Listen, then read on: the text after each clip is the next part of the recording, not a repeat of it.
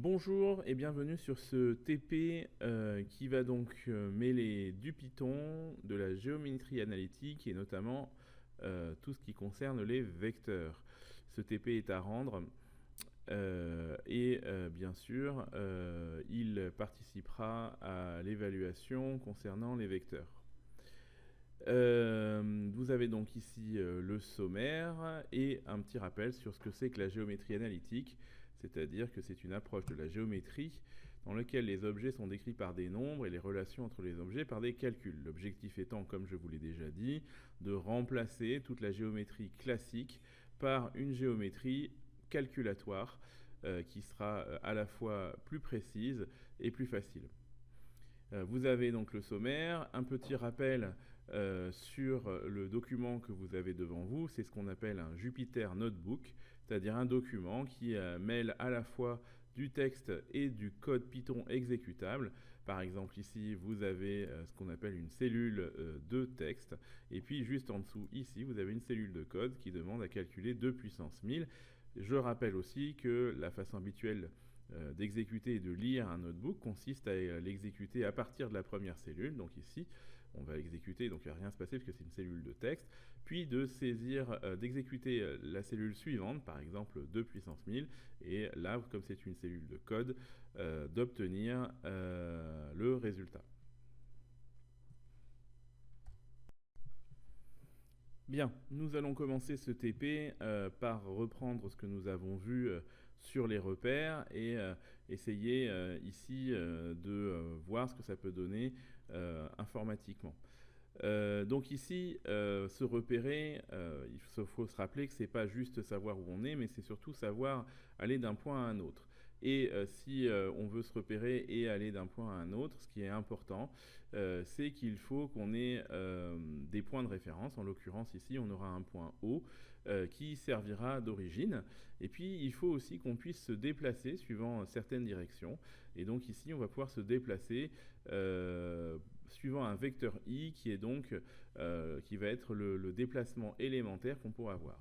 Donc pour visualiser ça, je vous propose d'exécuter une cellule qui va convoquer une petite animation GeoGebra. Donc on exécute la cellule où il y a marqué from IPython et normalement, si tout se passe bien, vous allez avoir une fenêtre GeoGebra et ici, comme vous pouvez voir, ils vous demandent de monter l'animation de 2 étapes. Donc première étape, on a donc le point O, le repère, le centre de notre repère, et associé à ça, un vecteur i. Donc là, voilà, il faut maintenant qu'on apprenne à se déplacer par rapport à ce point O et par rapport à ce vecteur i. Et pour cela, donc, on va monter jusqu'au 5e cran. Donc ici, va apparaître un point M de coordonnées x, y. X va être ici la longueur du déplacement par rapport au vecteur i, et on va pouvoir déplacer ce point. Alors il y a une première remarque à faire ici, c'est que la coordonnée y ne sert à rien, donc du coup on va monter d'un cran, hop, et on va donc avoir ici qu'une seule coordonnée, c'est-à-dire l'abscisse du point. Pour mieux voir, généralement, on affiche ici l'axe sur lequel on se déplace, qui est donc une droite. Et donc voilà, on peut voir que le point M a diverses coordonnées. Par exemple ici, il est de coordonnées -3. Donc on dira que x est l'abscisse du point M dans le repère OI. Bien sûr, le problème, c'est que, comme vous pouvez le voir, on ne peut se déplacer que suivant la droite passant par O et de direction I, et donc on ne peut pas atteindre tous les points du plan, on peut atteindre que les points de la droite. Donc pour pouvoir, entre guillemets, sortir de cette droite, il faut qu'on se munisse d'une autre direction. Donc on va appeler la direction J. Donc on va exécuter la cellule qui va permettre d'avoir cela. Et donc ici, en montant d'un cran de plus, eh bien, on va avoir la direction J, et du coup, on va pouvoir se déplacer suivant 2 directions, la direction X, qui est là donc la direction horizontale, la direction des abscisses, et la direction Y, enfin la direction J plutôt, qui donc correspond à la deuxième coordonnée, c'est-à-dire la coordonnée d'ordonnée. Donc ici, il est donc important de comprendre que x, l'abscisse, est associée au vecteur i, que y, l'ordonnée, est associée au vecteur j, et donc la conclusion qu'on pourra donner, c'est que pour se repérer dans un plan, on se munira d'un repère O, I et J. O, c'est le centre du repère, I, c'est la direction pour la première coordonnée, J, ça sera la direction pour la deuxième coordonnée, et on dira M a pour coordonnées X et Y dans le repère OIJ, ce qui voudra dire que notamment que le vecteur OM est égal à X fois le vecteur I plus Y fois le vecteur J. X s'appelle, comme vous le savez, l'abscisse de M, et Y s'appelle l'ordonnée. Parlons maintenant des vecteurs. On a vu maintenant comment définir un point dans un plan. Il suffit maintenant, pour avoir un vecteur, d'avoir un déplacement. Je rappelle qu'un vecteur représente une translation qui permet de se déplacer suivant une certaine abscisse et suivant une certaine ordonnée. Ce qui est important, c'est que lorsqu'on fixe une base, eh bien, on n'a pas besoin du point O, puisque le vecteur, je rappelle, c'est juste une direction, un sens et direction, sens et une longueur, et donc le vecteur n'a pas de place définie dans le plan tant qu'on lui a pas donné un point de départ. Donc du coup, on a juste besoin du vecteur i et du vecteur j. Et donc lorsqu'on dit que u est de coordonnées x, y dans la base ij, on n'a pas besoin du o, eh bien on a donc ici un déplacement de x fois le vecteur i et de y fois le vecteur j.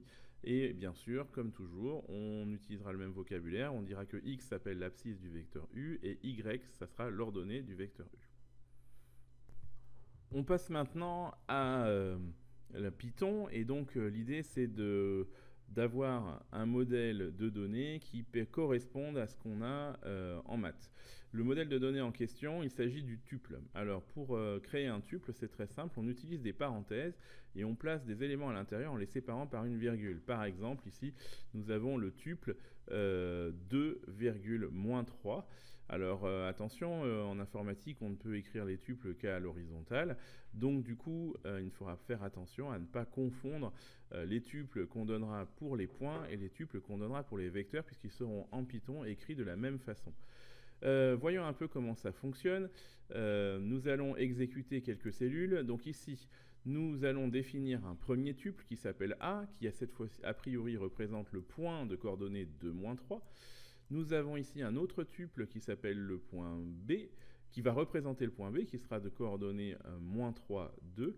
Et nous avons un troisième tuple qu'on va appeler U, qui lui va représenter cette fois-ci un vecteur de coordonnées 2-3. Alors notez que U et A sont représentés par le même tuple, et pourtant ils ne représentent pas les mêmes objets. Donc j'exécute la cellule. Évidemment, quel est le type de A en Python? Il va me répondre que c'est un tuple. Notez que si j'avais mis U, il me répondra aussi que c'est un tuple. Donc du coup, pour Python, A et U, il n'y a aucune différence. Et d'ailleurs, on peut le voir dans la cellule suivante. Si on passe un test d'égalité, je rappelle qu'ici, un double égal, signifie qu'il y a une question. Et la question, en l'occurrence, c'est est-ce que le tuple A, il est égal au tuple B? Et si on demande à Python d'exécuter ça, il nous répond que c'est faux, ce qui est très dommage. Oui, ce qui est normal, puisque A et B ne sont pas égaux. Par contre, le tuple A est-il égal au tuple U? Eh bien, on va voir que... Alors, je mets des espaces parce que c'est plus joli, mais ça sert à rien. Donc, du coup, ça se donne true, c'est-à-dire qu'ici, le tuple A est égal au tuple U, et pourtant, l'objet A, c'est-à-dire le point de coordonnées 2-3, n'est pas dans notre tête l'objet égal à l'objet U de coordonnées 2-3. Donc, attention, les tuples ne sont pas exactement un objet mathématique, c'est un objet informatique, et donc forcément il ne se comporte pas très bien et notamment pas comme des objets mathématiques. Par exemple, en l'occurrence, si on fait u fois 2, c'est-à-dire si on imagine qu'on multiplie le vecteur par 2, on s'attendrait à ce qu'on obtienne un couple dont les coordonnées sont multipliées par 2. Autrement dit, vu que u est égal au vecteur de coordonnées 2, 3, on attendrait d'avoir le vecteur de coordonnées 4, moins 6. Sauf que quand on exécute u fois 2, eh bien ce qu'on obtient, c'est une drôle de chose, c'est-à-dire un quadruplé, un tuple à 4 éléments, qui contient 2 moins 3 et qui recontient ensuite 2 moins 3. Donc c'est là où on voit la limite de l'objet tuple en Python. Pour représenter les vecteurs et les points, c'est pas totalement adapté. Et notamment en terminale NSI, on verra comment fabriquer un objet vecteur qui se comporte correctement quand on le multiplie par 2 par exemple. De la même façon, donc ce qu'on retiendra, c'est donc qu'on ne va pas multiplier des tuples pour essayer de multiplier des nombres, des vecteurs. De la même façon, on ne divisera pas un couple ou un tuple en deux. Regardez ce que ça fait. Ça fait une erreur. Et là, il y a marqué qu'il n'est pas possible de diviser un tuple par un entier. Donc ensuite, pour deuxième chose au niveau de Python, pour accéder à l'abscisse, c'est-à-dire la première coordonnée du tuple A, on écrira A crochet 0 crochet. Donc ici, quand on écrit A crochet 0 crochet, ça demande à Python d'aller prendre le tuple A et de renvoyer la valeur de la première coordonnée. Alors la première coordonnée, elle est numérotée 0. Donc par exemple ici, si je regarde cette cellule de code, eh bien si A est le tuple 2 moins 3, eh bien A de 0, j'obtiens 2. Donc en Python, on retiendra que la première coordonnée d'un tuple est numérotée 0, que la deuxième coordonnée d'un tuple est donc numérotée 1. Et par exemple, si je veux afficher l'ordonnée de A, il faudra que j'écrive A crochet 1. Et quand j'exécute, j'obtiens le nombre moins 3. Alors, plutôt que d'utiliser cette notation, on va essayer d'utiliser une notation qui est un peu plus proche de celle des maths. Et donc, du coup, nous allons définir dans la cellule suivante deux fonctions, la fonction x et la fonction y, qui renvoient respectivement l'abscisse et l'ordonnée d'un tuple. Donc, par exemple, ici, je vais définir la fonction qui s'appelle x, qui reçoit comme objet, comme paramètre, le tuple m, et je renvoie m de 0, c'est-à-dire l'abscisse du point m ou du vecteur m. Ensuite, même chose pour y, donc fonction y, qui va prendre en paramètre le point ou le vecteur m, et qui va renvoyer m de 1, c'est-à-dire la seconde coordonnée du tuple m, puisque je rappelle que la première coordonnée est numérotée 0, la deuxième coordonnée est numérotée 1. Donc je valide ça pour mettre les fonctions x et y dans la mémoire de Python, et je vais maintenant tester mes deux fonctions. Donc par exemple ici, je prends le point A de coordonnées 2, moins 3, qui est un tuple, et je demande un affichage de l'abscisse du point A, avec ici les coordonnées du point A, et je vais demander d'utiliser la fonction x de A pour me donner l'abscisse. Et puis, deuxième ligne, je vais demander l'ordonnée de A, et je vais utiliser la fonction y de A pour afficher l'ordonnée du point A. Donc on va vérifier si ça fonctionne, et on voit que l'abscisse de A de coordonnées 2, moins 3, c'est bien 2, et que l'ordonnée de A de coordonnées 2, moins 3, c'est bien moins 3. Même chose ici, un autre exemple. Donc ici, avec le vecteur U de coordonnées moins 5, moins 7, histoire de montrer que ça fonctionne de la même façon pour les points et pour les vecteurs. Et on voit que l'abscisse du vecteur U de coordonnées moins 5, moins 7, c'est moins 5, et que son ordonnée, c'est moins 7. Donc dorénavant, dans ce notebook, m de 0 ou x de m seront équivalents au niveau de Python. Quand on programme, il n'est pas obligatoire de créer des fonctions x de m, on peut très bien se contenter de m de 0, mais pour commencer, et surtout pour rester proche des notations mathématiques, on utilisera dans ce TP x de m pour avoir l'abscisse du point m ou du vecteur m, et y de m pour avoir l'ordonnée du point m ou du vecteur m. Passons maintenant à la deuxième partie, où nous allons essayer de calculer avec des coordonnées. Donc on va d'abord s'intéresser à la somme de deux vecteurs. On vous rappelle brièvement ce qu'on a déjà appris, c'est que lorsque on a deux vecteurs de coordonnées, alors le vecteur u de coordonnées xu, yu, et le vecteur v de coordonnées xv, yv, dans un repère OIJ, eh bien, pour calculer u plus v, on va pouvoir décomposer u comme étant x indice u vecteur i plus y indice u vecteur j.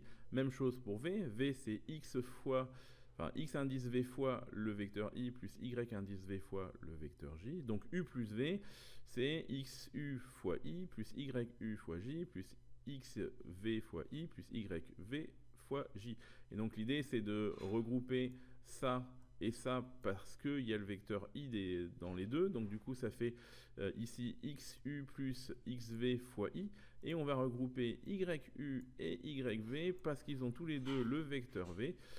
Donc du coup, on aura yu plus yv fois vecteur j. Et donc on en arrive aux coordonnées du vecteur u plus v que vous connaissez normalement. La formule, c'est xu plus xv et yu plus yv. Formule à connaître par cœur si vous ne l'avez pas encore apprise.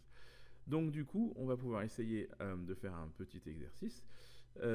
Si on se donne un vecteur u de coordonnées 1, 2, un vecteur v de coordonnées moins 2, 4, eh bien, si on voudrait calculer les coordonnées de u plus v, eh bien, l'idée, c'est de prendre le vecteur u de coordonnées 1, 2, de prendre le vecteur v de coordonnées moins 2, 4, et de créer un vecteur w en mettant ici l'abscisse en utilisant la fonction x, l'abscisse de u plus l'abscisse de v, on utilise la fonction x qu'on a eue tout à l'heure, et en deuxième coordonnée pour le vecteur w, donc ici c'est là qui est important, c'est cette virgule-là, qu'il ne faut pas zapper, donc on va calculer pour l'ordonnée yu plus y de v. Et si on calcule, eh bien, si on demande l'affichage de w, on obtient moins 1 qui est donc le résultat de 1 plus moins 2, et on obtient 6 qui est le résultat de 2 plus 4. Voilà pour cette première partie. Cependant, pour la fonction somme, on aimerait avoir quelque chose qui fait la somme de vecteurs tout seul. Donc du coup, on voudrait compléter une fonction pour qu'elle fasse ce qui est annoncé, c'est-à-dire ici, on voudrait une fonction qui calcule la somme de deux vecteurs u et v. Donc on reçoit en paramètre le vecteur u et le vecteur v, et ça va être à vous de voir ce que vous allez pouvoir mettre pour renvoyer un vecteur qui sera la somme de u et v.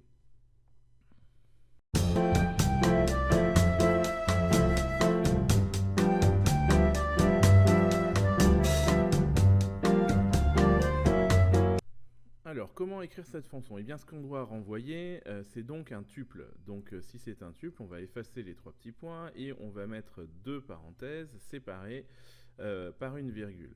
Ici, il va falloir qu'on renvoie en première coordonnée de ce tuple l'abscisse de u et l'ordonnée de v. Donc ici, on va écrire x pour appeler la fonction qui va donner l'abscisse, et on va donner comme paramètre u, sur lequel on va renvoyer, auquel on va ajouter l'abscisse de v. Pour l'ordonnée, on va faire la même chose, mais cette fois-ci avec la fonction y. Donc ici, on va écrire y du vecteur u, auquel on va ajouter y du vecteur v. Donc maintenant, on va exécuter cette fonction. On peut l'aérer un petit peu en faisant ceci. Ce qui est important de bien comprendre, c'est qu'on renvoie un tuple qui contient en premier la somme des abscisses et en deuxième la somme des ordonnées. Donc ici, on renvoie ça et on va vérifier que ça fonctionne bien, où ici on va créer un vecteur u de coordonnées 1, 2, un vecteur v de coordonnées moins 2, 4, et on va demander ce que renvoie la somme vec de uv. Et donc ici, quand on exécute, on obtient bien le vecteur de coordonnées moins 1, 6. Nous passons à la partie 2.2, produit d'un vecteur par un réel. Donc ici, on se rappelle que si on prend un réel k et un vecteur de coordonnées x, u, y, u dans un repère OIJ, eh bien, quelles sont les coordonnées du vecteur k fois u? Eh bien, on sait que U s'écrit x indice U fois vecteur I plus y indice U fois vecteur V. Donc k fois U, pardon, et là c'est un U, hein, c'est pas un V, hein. Donc k fois U, je vais quand même vérifier, est-ce que c'est bien un U qui a marqué? Non, c'est un V, donc on va mettre U, hop, voilà. Donc k fois U, c'est égal à k facteur de x indice U fois vecteur I plus y indice U fois vecteur J. Et il suffit ici de distribuer le k sur le xu fois I et le k sur yu fois J pour obtenir les coordonnées du vecteur k fois U qui sont donc kxu vecteur I plus kyu fois vecteur J. Et donc ici, on a le cours. Si U est de coordonnées xu, yu, et bien pour tout k appartenant à R, on a k fois le vecteur U de coordonnées kxu plus kyu. Et là, il y a une petite parenthèse en trop que je m'en vais enlever, qui est donc ici. Hop. Alors on peut retenir les résultats sur la somme et le produit par réel par une phrase que vous connaissez, c'est que les opérations sur les vecteurs passent aux deux coordonnées. Donc ici on multiplie par k la première coordonnée et par k la deuxième coordonnée. Alors voici un exemple, on se donne deux vecteurs, le vecteur U de coordonnées 1, 2 et le vecteur V de coordonnées moins 2, 4. Eh bien l'idée c'est de calculer les coordonnées du vecteur W est égal à 2 fois U moins 3 fois V. Alors on peut le faire d'abord à la main. Dans ce premier exemple, donc on a le vecteur U de coordonnées 1, 2, on a le vecteur V de coordonnées moins 2, 4, et bien du coup on va créer un vecteur W. Alors pour créer un vecteur W, on crée un tuple dont les deux parenthèses ici sont en vert, là et là, et séparé par une virgule qu'on trouve ici. Et ici on va mettre 2 fois l'abscisse de U moins 3 fois l'abscisse de V. Et puis ici on va faire la même chose pour les ordonnées. 2 fois l'ordonnée de U, moins 3 fois l'ordonnée de V. Et quand on exécute, le résultat est qu'on trouve 8, moins 8 comme vecteur. Alors maintenant, ce qu'on voudrait, c'est faire la même chose, mais avec une fonction. Donc cette fonction, c'est la fonction k fois vec, qui va recevoir en paramètre un paramètre k, donc un réel, et un vecteur U. Et ici, il faut qu'on renvoie le vecteur dont les coordonnées seront les coordonnées de k fois U. Donc c'est à vous de travailler. Petite pause avant la correction et la vérification.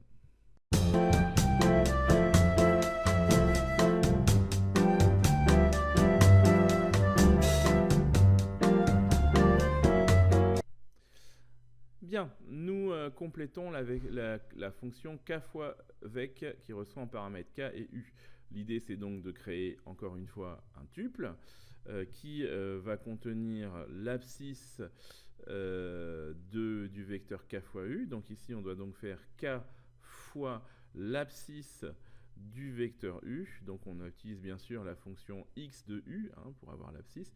Et puis ici il va falloir calculer k fois l'ordonnée du vecteur u. Donc on va faire k fois y de u. Nous passons à la vérification. Eh bien, pour vérifier, on va donc instancier un vecteur u de coordonnées 1, 2, un vecteur v de coordonnées moins 2, 4. On va d'abord calculer 2 fois le vecteur u avec la fonction k fois vec en mettant k fois vec 2u et on obtient ici le vecteur s.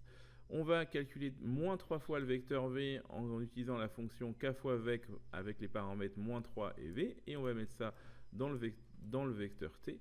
Puis on va additionner ces deux vecteurs en utilisant SUMVEC de s et de t, et on va obtenir le vecteur w. Dernière ligne, on va afficher le vecteur w, et normalement, eh bien, si tout se passe bien, on va retrouver le vecteur moins 8, moins 8. Et c'est effectivement ce qui se passe. Et nous pouvons passer à la suite, c'est-à-dire un vecteur à partir de 2 points. Alors vous le savez, on peut obtenir un vecteur à partir de 2 points. Par exemple, le point A et B, on obtient le vecteur AB, et il ne faut pas oublier que le point A sera donc le point d'origine du vecteur, et le point B sera le point d'arrivée du vecteur. Donc ici, on va essayer de visualiser une petite animation qui nous rappelle comment on fait pour trouver les coordonnées à partir de A et de B. Donc voilà, on se donne un point A, un point B, on suppose qu'on a un point O qui est l'origine du repère, évidemment, hein. Donc on va essayer de visualiser quel est le vecteur AB. Et donc on peut s'apercevoir que le vecteur AB, on peut dire que c'est le vecteur AO plus le vecteur OB d'après la relation de Schall.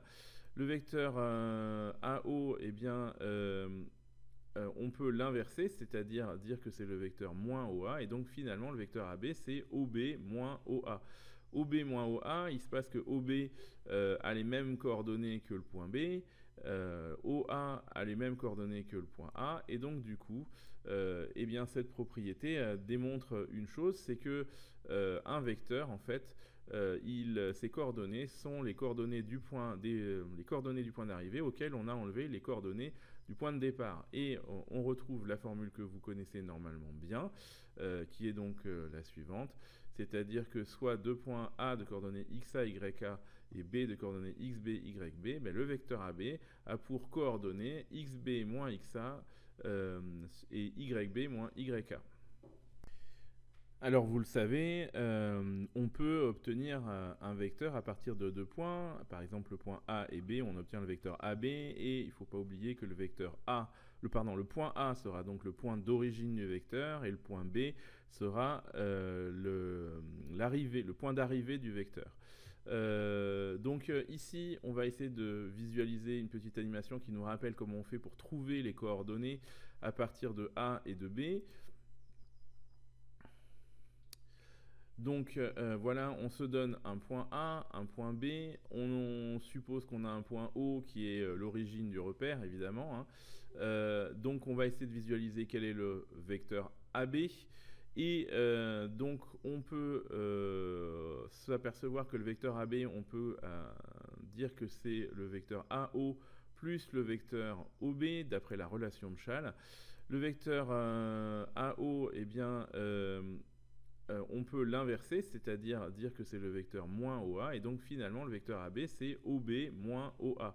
OB moins OA, il se passe que OB a les mêmes coordonnées que le point B, OA a les mêmes coordonnées que le point A, et donc du coup, eh bien, cette propriété démontre une chose, c'est que un vecteur, en fait, ses coordonnées sont les coordonnées du point d'arrivée auxquelles on a enlevé les coordonnées du point de départ. Et on retrouve la formule que vous connaissez normalement bien, qui est donc la suivante, c'est-à-dire que soit deux points A de coordonnées xa, yk et B de coordonnées xb, yb, ben le vecteur AB a pour coordonnées xb moins xa et yb moins yk. Donc comme tout à l'heure, nous allons utiliser Python pour essayer de calculer les coordonnées d'un vecteur. Donc par exemple ici, on va se donner le point A de coordonnées 2, 7, le point B de coordonnées moins 1, 11, et on veut calculer avec Python les coordonnées du vecteur U de coordonnées AB, enfin de vecteur U égale AB. Donc ici, on va définir un premier tuple, le point A de coordonnées 2, 7, un deuxième tuple, le point B de coordonnées moins 1, 11, et on va calculer le vecteur U, qui est donc sous la forme d'un tuple. C'est pour ça qu'ici, on va mettre deux parenthèses. Et sur la première coordonnée ici, on va prendre la fonction x, qui, je rappelle, donne l'abscisse du point, hein. Donc on va faire xb moins xa, conformément à la formule. Et pour la deuxième coordonnée, c'est-à-dire l'ordonnée, on va utiliser la fonction y qui nous donne l'ordonnée. Donc on fait yb moins yk, et ensuite on affiche le vecteur u. Et donc par exemple ici, pour le point A de coordonnées 2, 7 et B de coordonnées moins 1, 11, on obtient un vecteur u de coordonnées moins 3, 4. Alors comme d'habitude, cette méthode-là, elle n'est pas terrible, donc on va essayer d'écrire une fonction qui va directement nous donner, nous renvoyer le vecteur AB. Donc ici, ça va être à vous de travailler et de compléter la fonction vecteur AB qui doit renvoyer un tuple qui va contenir les coordonnées du vecteur AB. Donc je vous laisse faire et on se retrouve juste après pour la correction.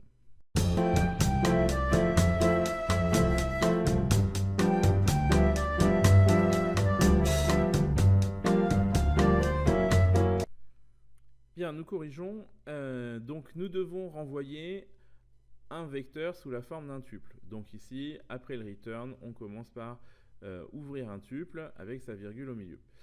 Ensuite, ici, on doit donc mettre la première coordonnée du vecteur AB, donc c'est-à-dire x indice B moins x indice A. Donc ici, on va utiliser la fonction x, et donc ici, on va utiliser x de B moins x de A. Et puis, nous allons renvoyer en deuxième position les ordonnées, donc y de b moins y de a. Donc ici, on utilise la fonction y de b moins y de a. On valide. Et nous allons vérifier si nous obtenons bien, les mêmes valeurs que tout à l'heure, c'est-à-dire moins 3, 4. En appliquant ça, donc on applique le point A de coordonnée 2, 7, le point B de coordonnée moins 11, et on demande l'affichage de vecteur AB. Et on obtient bien moins 3, 4. On va passer à la suite avec le 2.4, un milieu à partir de 2 points. Bien. Passons donc au milieu de 2 points. Donc on va se donner 2 points, A et B, avec leurs coordonnées, et on se demande comment obtenir les coordonnées du milieu de AB. Donc là, il y a une formule que vous connaissez peut-être, qui est issue du collège, mais si vous ne la connaissez pas, vous allez pouvoir exécuter cette petite animation Python, cette animation GeoGebra.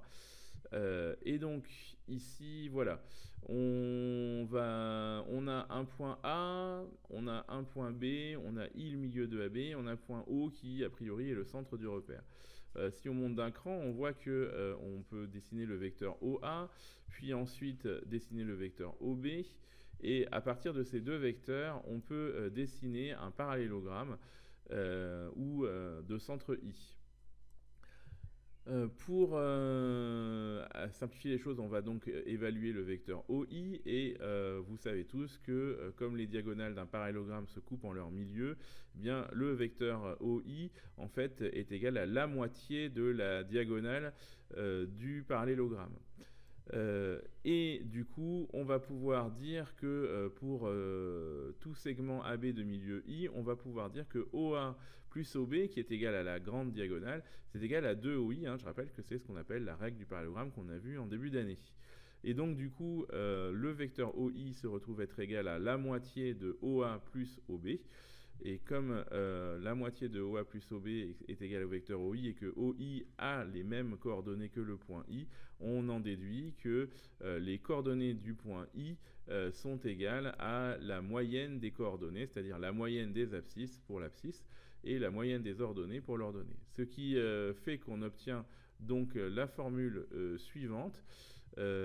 Si on a deux points de coordonnées xa et y, xa, yk pour le point A et de point B de coordonnées xb, yb, le milieu, le i du segment AB a pour coordonnées xa plus xb sur 2 pour l'abscisse et yk plus yb sur 2 pour l'ordonnée.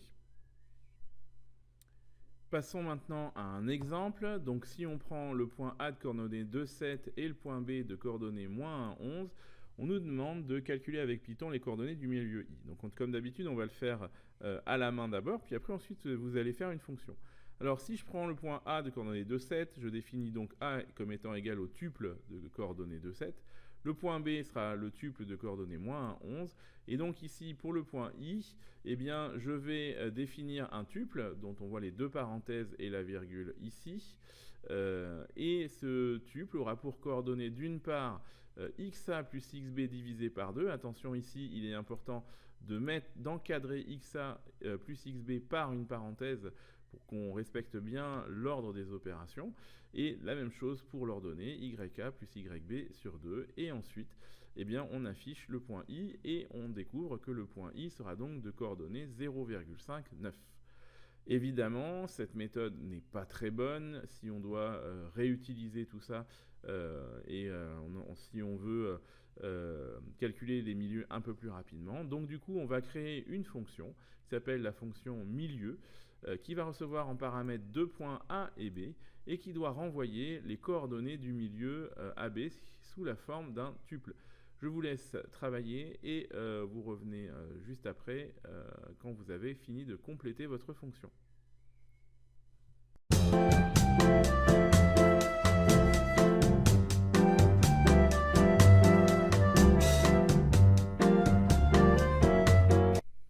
Nous passons à la correction. Donc le milieu de AB, c'est un point qui doit être renvoyé sous la forme d'un tuple. Donc ici, en enlevant les petits points, on rajoute ici un tuple avec sa virgule. En premier lieu, sur la première coordonnée, c'est-à-dire les abscisses, on doit renvoyer xa plus xb sur 2.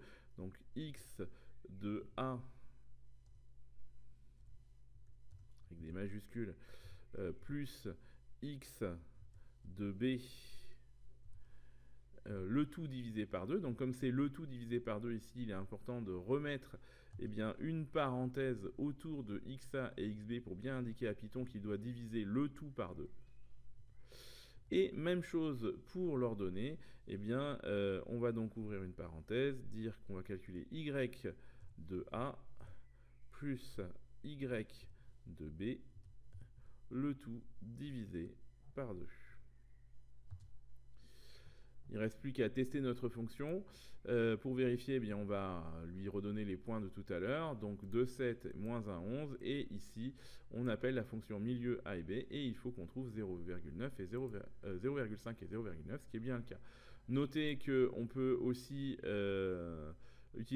chercher le milieu de B et A, et normalement, on obtenir la même valeur, ce qui est bien le cas. Passons à la suite, c'est-à-dire au déterminant.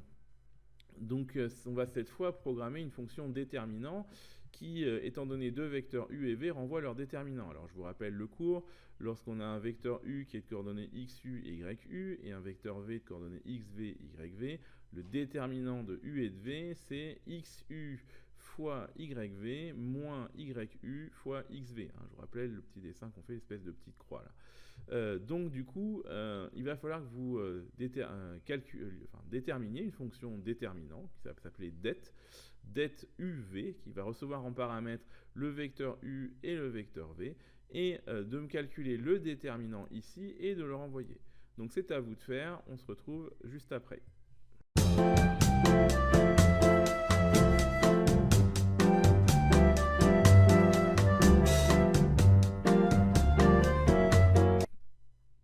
Donc ici, maintenant, nous devons remplir l'expression du déterminant. Donc on prend d'abord l'abscisse de u, donc on écrit x en utilisant la fonction x, x de u fois, cette fois-ci, il faut ensuite l'ordonnée de v, donc y de v, auquel on va enlever l'ordonnée de u, donc y de u, fois l'abscisse, c'est-à-dire x de v. C'est le moment de tester notre fonction. Donc on va se donner 4 points. Les points A de coordonnées 1, 3, le point B de coordonnées 5, moins 2, le point C de coordonnées moins 2, 6 et le point D de coordonnées 2, moins 4. Grâce à la fonction vecteur, nous allons calculer le vecteur U qui sera donc égal au vecteur AB. Et nous allons calculer les coordonnées du vecteur V qui sera égal au vecteur CD. Et nous allons demander à la fonction det de calculer le déterminant de U et de V, et ça doit renvoyer moins 20. Donc on exécute cette fonction et on voit que le déterminant est bien moins 20. Vous avez une question à faire tout seul. Vous devez obtenir le déterminant des vecteurs R qui a pour coordonnées 5, 2 et le vecteur du vecteur S qui a pour coordonnées moins 10, moins 4. À vous d'écrire le code qui correspond à ce qui est demandé.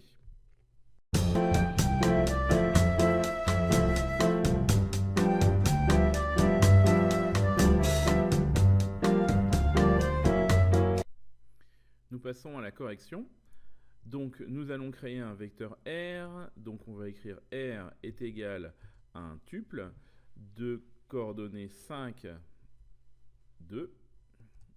Le vecteur S est égal à un tuple de coordonnées moins 10 et moins 4. Et nous allons calculer le déterminant de R et de S. Et nous envoyons tout ça à la compilation et on s'aperçoit ici que le déterminant vaut 0. Et si vous vous rappelez votre leçon, c'est que ça veut dire que les vecteurs R et S sont collinéaires. Et justement, la suite concerne l'utilisation du déterminant pour déterminer la collinéarité de vecteurs et des propriétés sur des points. Donc, question 3.2, alignement de 3 points. Nous allons programmer donc une fonction, cette fois-ci alignée, qui, étant donné 3 points A, B, C, doit renvoyer true si les 3 points sont alignés, doit renvoyer false s'ils ne le sont pas. Vous pouvez cliquer ici pour voir un petit dessin explicatif. Eh bien, vous avez 3 points A, B, C qui sont alignés, et donc du coup, on peut s'apercevoir que les 3 points ABC sont alignés si le vecteur AB et le vecteur AC sont collinéaires, c'est-à-dire si leur déterminant est nul. Donc du coup, eh bien, si pour savoir si 3 points sont alignés, il faudra céder de la fonction vecteur pour créer le vecteur AB et le vecteur AC, calculer le déterminant du vecteur AB et du vecteur AC, et ensuite regarder s'il vaut 0. Donc ça va être à vous maintenant d'écrire la fonction alignée, qui est une fonction à compléter qui se trouve ici. À vous de travailler, on se retrouve après pour la correction.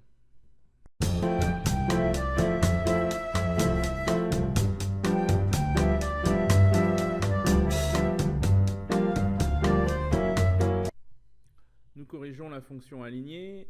Donc ici, nous allons d'abord créer le vecteur AB.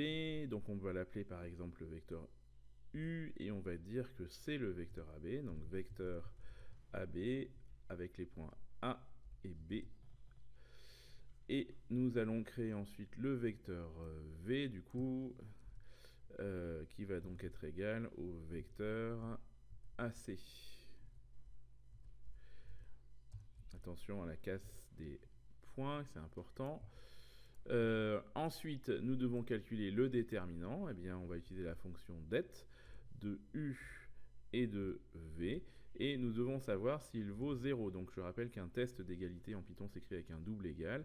Et donc on va dire si le déterminant de U et de V est égal à 0, dans ces cas-là, on renverra true. Dans l'autre cas, on renverra false. On envoie notre fonction en mémoire et nous allons tester la fonction. Ici, nous avons le point A de coordonnées 0, 0, le point B de coordonnées 5, 3, le point C de coordonnées 15, 9. Eh bien, si nous écrivons notre fonction, eh bien, ça doit renvoyer true parce que les points A, B et C sont alignés. Si vous faites un dessin, vous le verrez immédiatement. Passons maintenant à une autre application du déterminant pour déterminer par exemple le parallélisme de deux droites.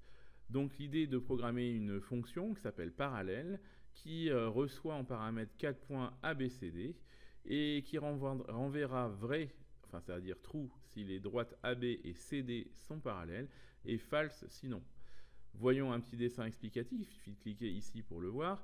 Vous avez une droite AB, vous avez une droite CD, et on peut s'apercevoir que la droite AB et la droite CD sont parallèles à condition que les vecteurs AB et CD soient collinéaires. Et s'ils sont collinéaires, ça veut dire que leur déterminant est nul.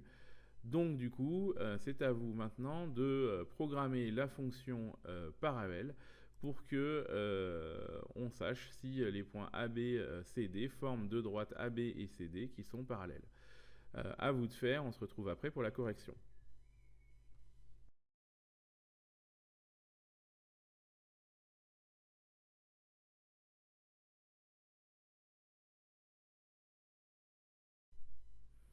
Alors nous créons la fonction parallèle.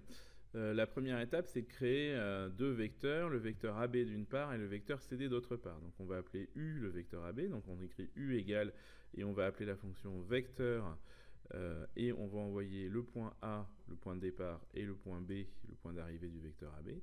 On va créer le vecteur V, qui lui va être le vecteur CD.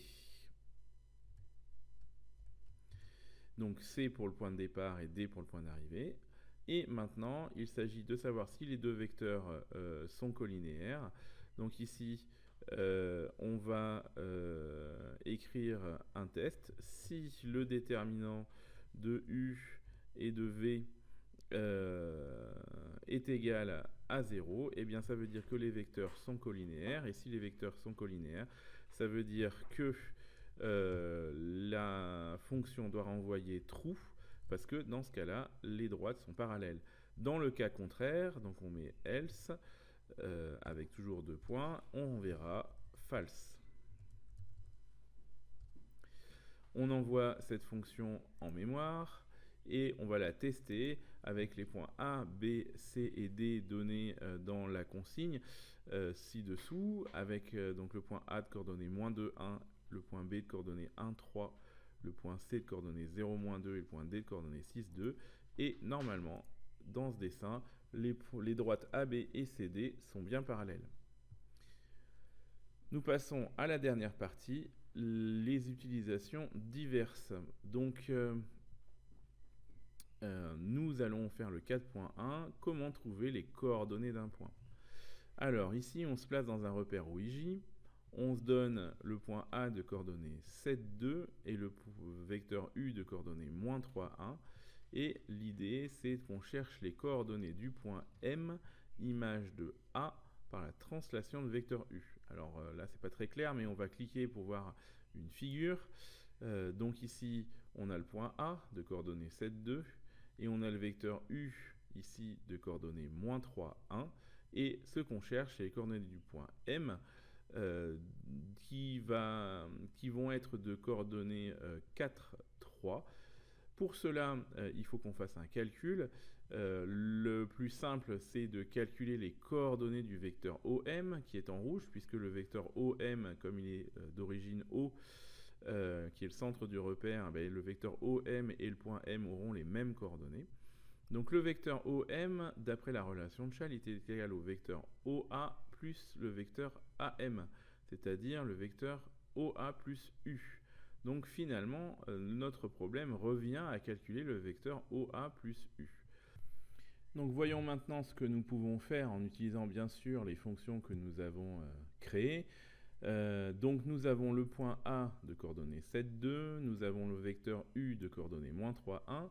Ce qui nous manque, c'est le vecteur OA. Alors le vecteur OA, on pourrait commencer par l'appeler le vecteur V.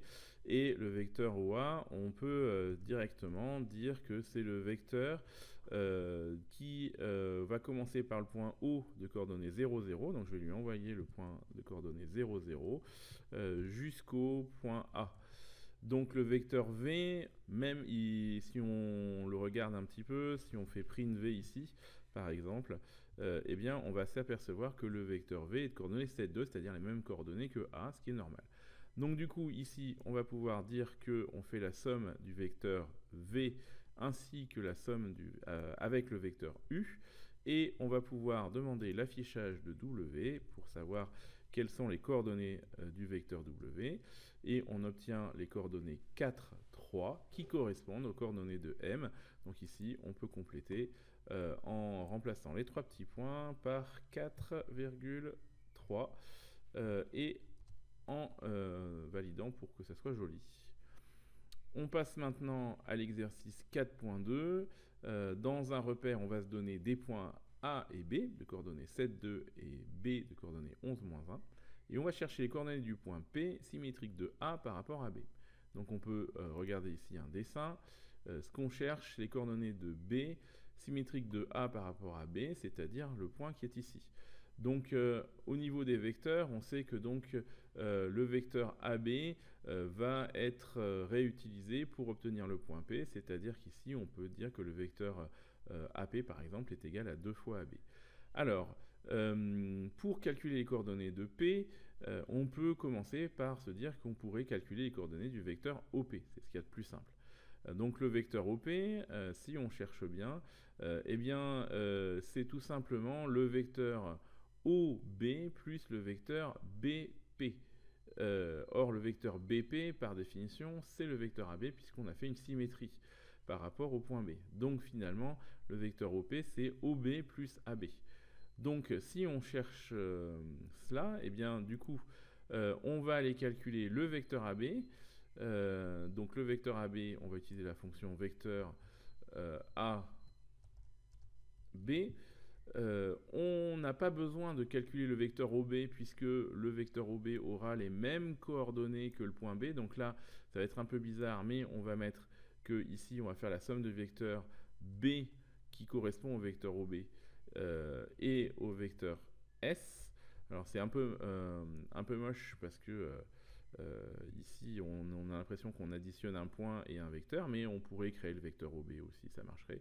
Et du coup, ici, il faut afficher le vecteur T, et on obtient le point de coordonnées 15-4 qu'on va pouvoir renseigner ici. On va quand même vérifier sur le dessin si c'est la bonne valeur. Et bien, ici, effectivement, le point P est de coordonnées 15 et moins 4. Alors ça va être un petit peu à vous de travailler. Nous allons devoir maintenant essayer de faire sur le même principe quelque chose qui nous permet de savoir si 4 points forment un parallélogramme.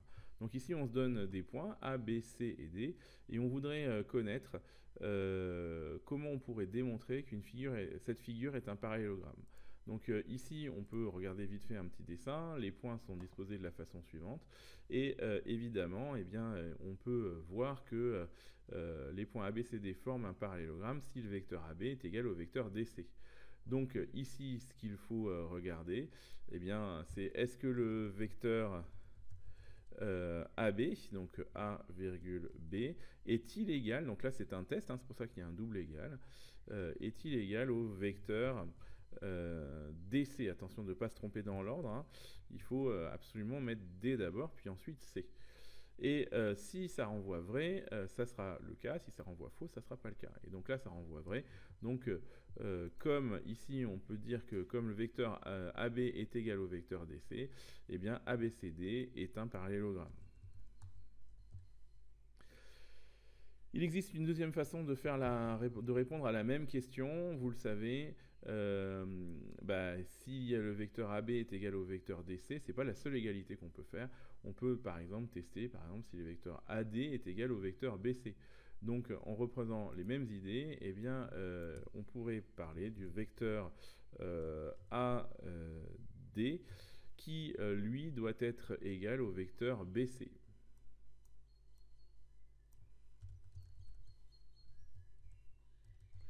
Et si ça renvoie vrai, alors là, évidemment, je n'ai pas mis de virgule, donc ça ne peut pas marcher. Donc ça renvoie vrai, et bien on peut dire que ABCD est toujours un parallélogramme. Voilà, c'est la fin de cette activité. Gardez bien tout ça en mémoire pour le contrôle, notamment toute la partie sur le déterminant qui est essentielle. Voilà, bonnes vacances et à bientôt.